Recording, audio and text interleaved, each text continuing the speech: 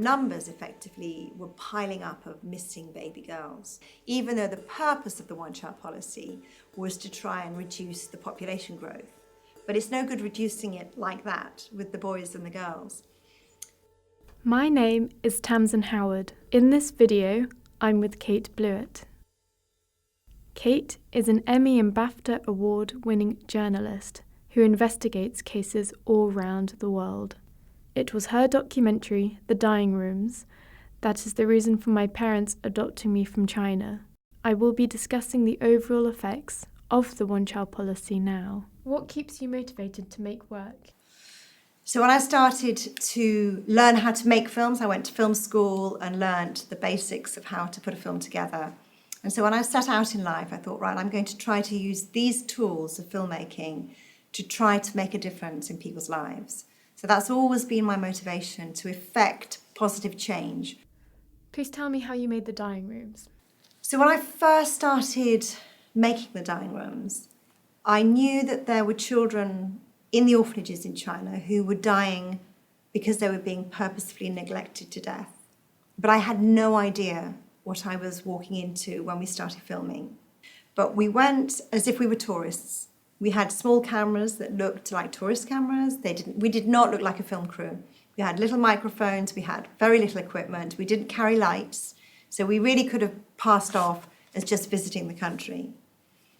We also had a cover story, so that when we went into orphanages, we said that we were looking to see what we could do to help, which was true, but just not in the way that the people in the orphanages thought. They thought perhaps we would give them money, or we would come to build them a new dining room or new dormitories.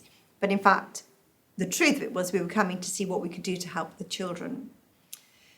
We moved around, we did thousands and thousands of miles, both via air and on the road, in order to try and see if there were differences in different parts of China in the orphanages. But time and time again, we saw the same thing, which was the purposeful neglect to death of, in the majority, baby girls in the orphanages. Why was it mainly baby girls who were abandoned? The one-child policy made it impossible, especially for those living in poverty, to be able to try to want to have a girl when they felt that they should have the boy, who would carry on the family name, who would look after them in their old age, who they would give their all to have their one child to be the boy. So as a direct result of that, the orphanages were filling up with baby girls. Many other girls were lost to abortions. But the numbers effectively were piling up of missing baby girls, even though the purpose of the one-child policy was to try and reduce the population growth. But it's no good reducing it like that with the boys and the girls. So it became very clear to us very quickly that this was a time bomb ticking. Having said all of that, when we went to the orphanages and saw the baby girls, they're beautiful babies, rows and rows and rows and rows of baby girls lined up in cots. And something that really affected me during filming was the fact that these rooms full of sometimes 40, 50 baby girls was silent. The babies never, when they did cry initially, no one ever came. So they learnt to stop crying. In the villages in China, we would talk about the carers in the orphanage, and we worked through a translator. And they would say, but for the people working in the orphanages, they are working with the maggots in the rice.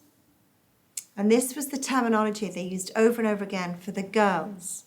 They are the maggots in the rice. And they said they are working with the unwanted children. They are paid the lowest salary. They have no self-worth in their jobs. They have no training. And they know when they go to work every day that they're working with the maggots in the rice. And that was another crushing moment in filming when you realise that they're talking about baby girls. And the other workers working with them would feel the same. So they would do the basics. They would get the children out of the beds or the cots once they were no longer babies.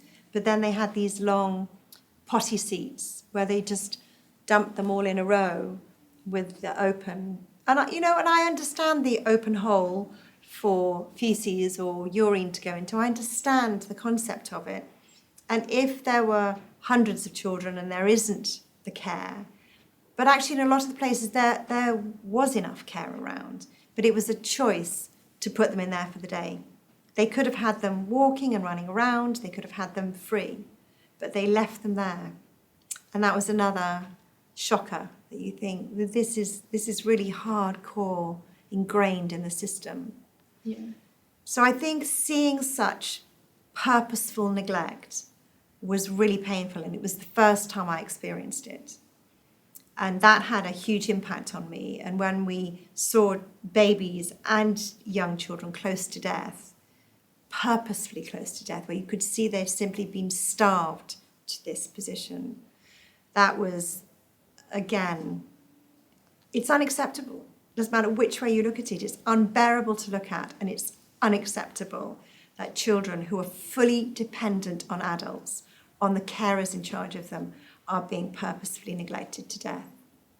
Okay. Well, thank you so much. I think It's a I think pleasure. that's it. Yeah. It's a pleasure. Yeah. Well, I hope you have what you need. But I for think I me, definitely do, yeah. it's just been an absolute pleasure and joy to sit in front of you, to look at you, to know that you've come out of the system in China, that you've not just survived being born in the time of the one-child policy, but that you have gone on to have a wonderful family, to thrive, and to be this beautiful, confident young woman.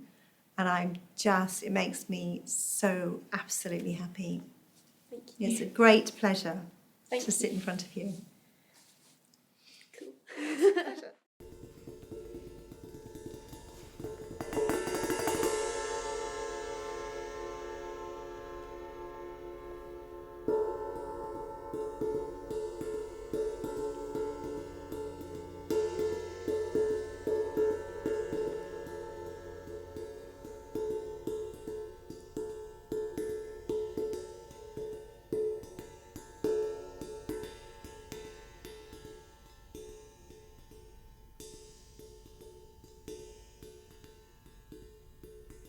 To hear more, please follow the link to my full interview.